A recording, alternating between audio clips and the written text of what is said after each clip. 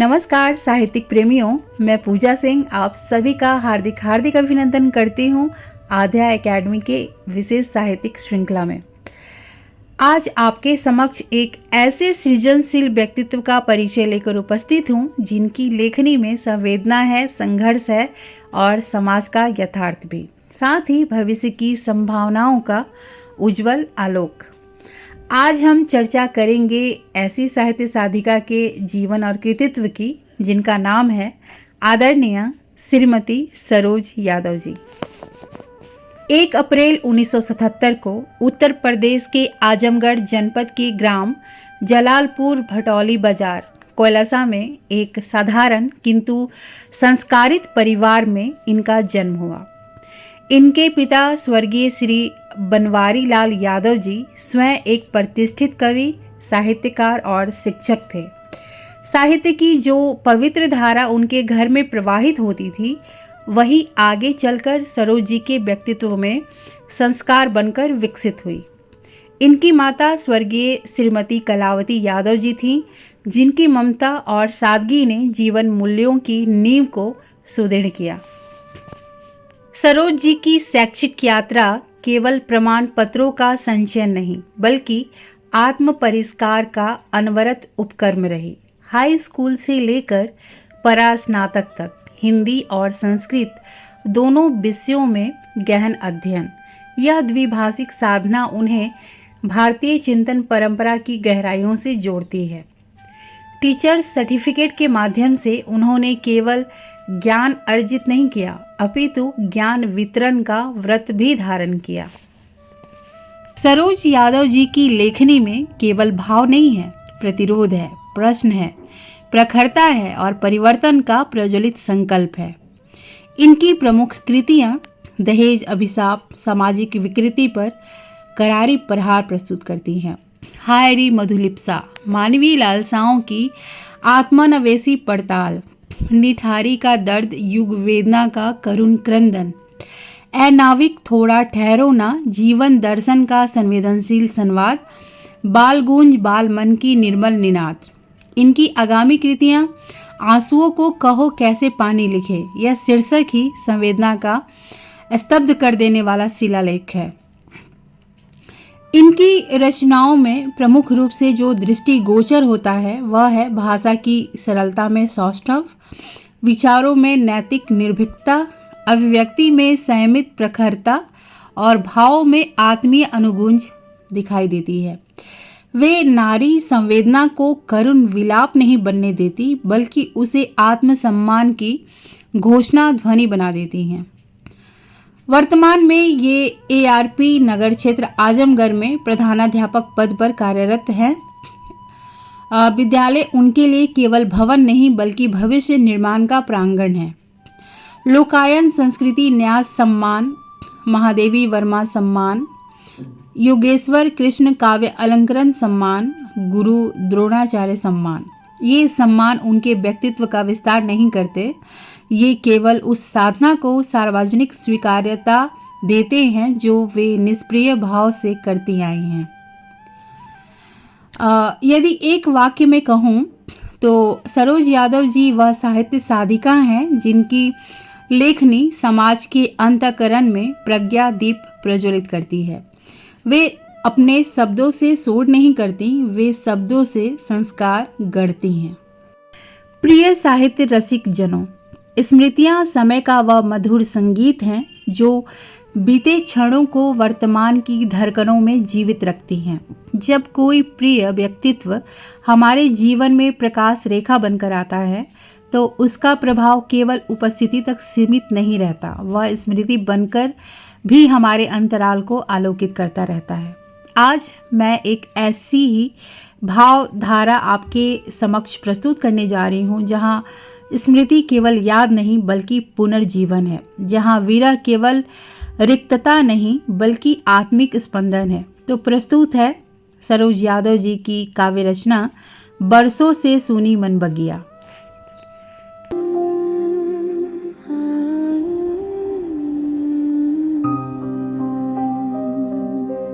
यादों के नव दर्पण में जब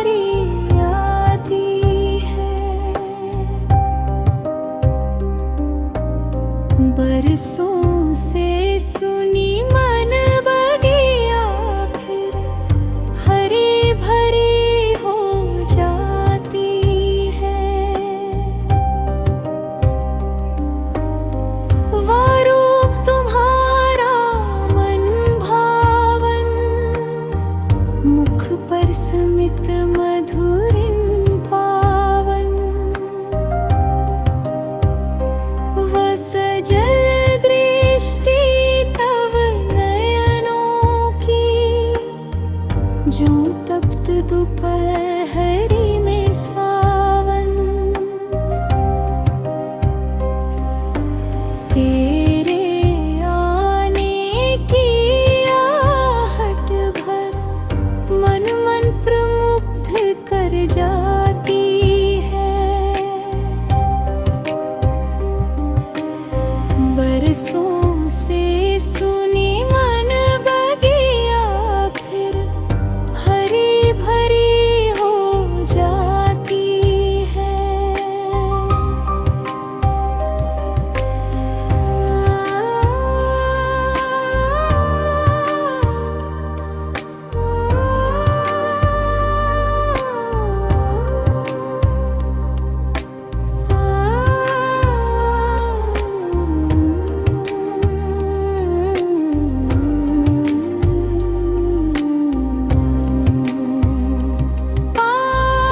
पावनता की प्रति छाव सदृश आलोकित तुमसे मन कोना,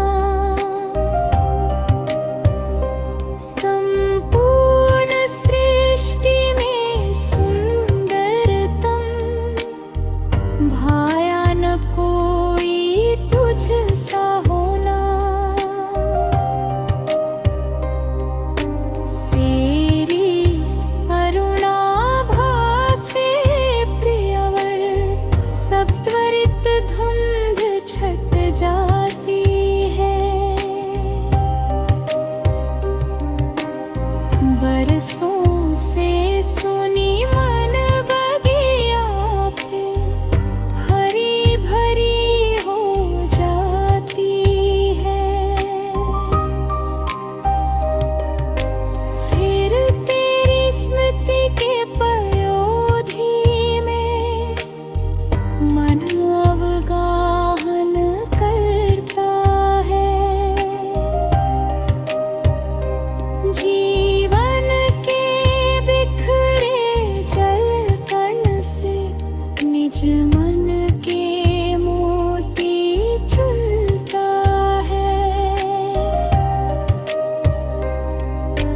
फिर तब यादें कमजोर क्षणों की दृढ़ संबल बन जाती है। बरसों से सुनी मन बगिया फिर फिरी भरी हो जाती है।